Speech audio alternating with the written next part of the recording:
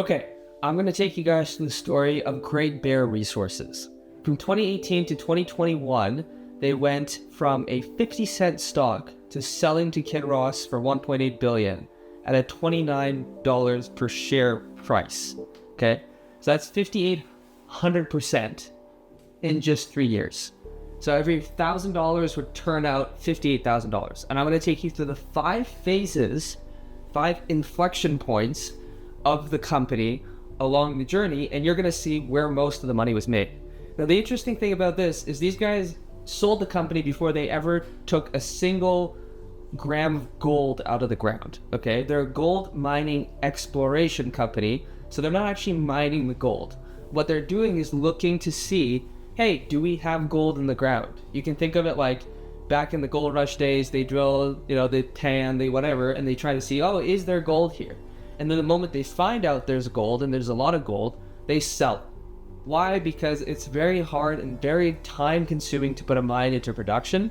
So a lot of times companies would rather just sell it, cash out, and move on to the next opportunity. Now, Great Bear started in 2018. The story started in 2018 when they were just 50 cents a share. Okay, so that's going to be our starting point. And at this point, they had the management team, they had the land claim to this gold project in Ontario, but they hadn't had very much drilling. They didn't know how much gold was there, but it was a fairly good team, and the team itself was confident that there was some gold there. That's how they were able to raise money from the investors. But that's when things were really starting to change. 6 months later is phase 2. That's in August 2018. And what's interesting is from the beginning of the year to August, so about 6 months, the stock actually shot up to $2 a share. And that was because they discovered some gold in their first set of drilling. So they went out there, they raised some money, they drilled into the ground, and they were like, oh wow, we actually have a decent amount of gold in the ground.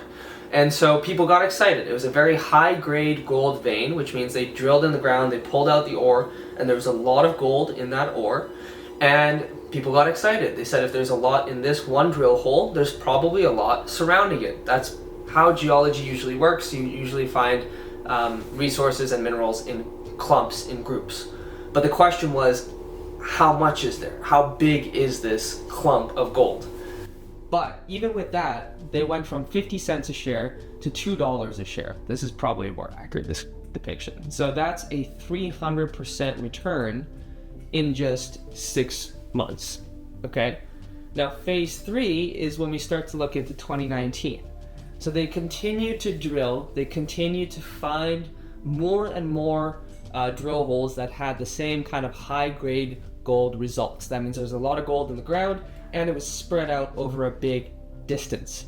So throughout 2018, they kept drilling. November of 2019, the stock price was sitting at about $6 a share, okay?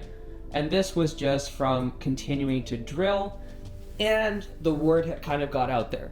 More investors were looking at the company. It was no longer something that nobody knew about. So naturally, there was more appreciation in the stock price because more people were looking to get in. They saw these guys have gold. They saw they have it in Ontario, which is a safe jurisdiction to mine. And so they said, okay, these guys are continuing to give good results, and more people heard about it. More attention on a stock means an increase in the price when you're looking at these small cap deals. So they hit $6 a share, right? Now, they continued to aggressively drill, but they also were kind of starting to look at, how do we exit this deal? What are our options? Phase 4 was in 2020, okay? December of 2020, the stock price was sitting at $15, okay? So I went from $6 in November to December 2020, it is at $15 a share. So again, another nice jump. Why? Because the results were real. They continued to find more. The project got advanced, but the biggest difference between $6 and $15 was they were getting a lot of attention. There were a lot of people that realized these guys are going to sell the company. The gold is worth a lot more than it's trading at right now. If I get in, I'm going to be able to cash out when they sell. And these people were right. Okay. So they realized there's a large high-grade gold system. It's kind of becoming clear where it was in Ontario, how big it was, And so these are the things that these companies, these early stage exploration companies, need to figure out in order to sell the company to someone like Kinross. Okay, so they're nailing these, they're finding out these results. Next, the final phase, the grand finale, was in December 2021. And so this is when Kinross acquired Great Bear for a price of $29 per share. And they bought the company for $1.8 billion.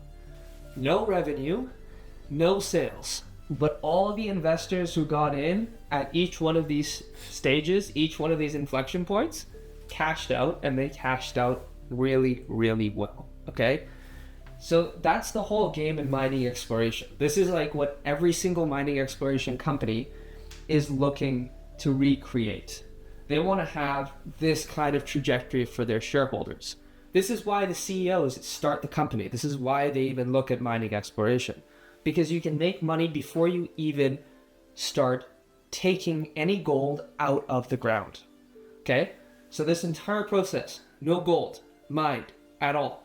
But they had an idea of where there's a lot of gold, and that's because they had some smart geologists who said, okay, this region has the geology that is consistent with high-grade gold discoveries. Maybe it's in a region that's, has a lot of power lines. You got to think like they actually want to build a infrastructure that makes it possible to get this gold out of the ground. So if it's in the middle of nowhere, like Nunavut, it's a lot harder to get the gold out of the ground and do any kind of mass production. But when it's in Ontario, maybe close to a town where you can hire people from, you have power lines, you have roads, all of these things make it more appealing.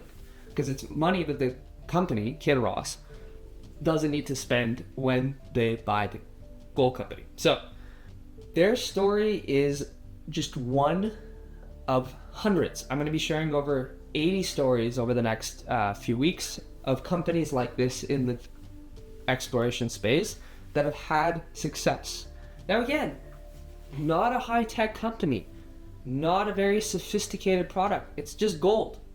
We always need gold, but massive returns, 5,800% in just 3 years. So what's funny about mining is that when you look at like any big money, like they talk about Rothschilds, they talk about these big, rich, wealthy families, they're all in mining, okay? They're all in the resources. And the cool thing about mining is this company was public the entire time. You could have got into this company for 50 cents. Not even, you can't even buy a pack of gum for 50 cents, right?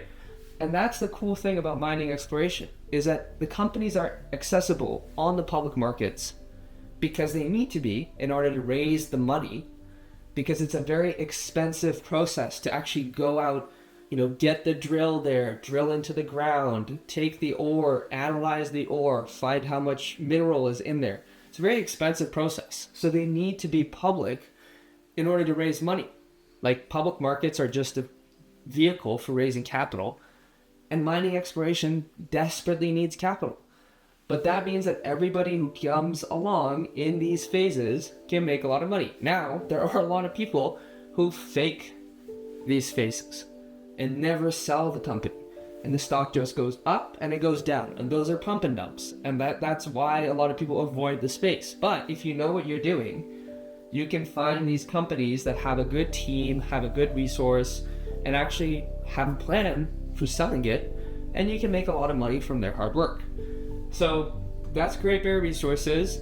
Thanks for tuning in. I'm going to be going through some other companies later on, but let me know down in the comments if you guys have any questions. And I'm also starting a series on mining exploration that'll just give you more of a breakdown of what is mining exploration? How does it work?